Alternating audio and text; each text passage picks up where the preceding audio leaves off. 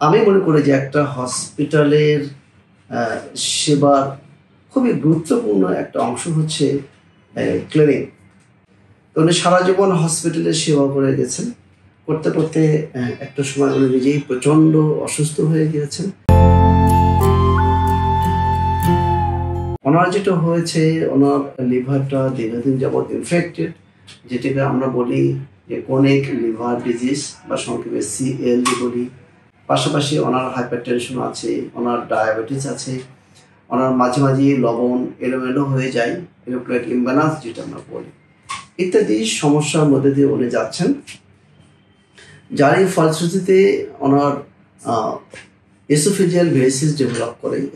Oesophageal ভেরিসিস হচ্ছে খাদ্যনালীর রক্তনালীগুলা অনেক ফুলে যায়, অনেক ফুলে গেলে অনেক রক্তক্ষরণের সম্ভাবনা থাকে এবং যেটার অনেক কষ্টকর একটা বিষয়।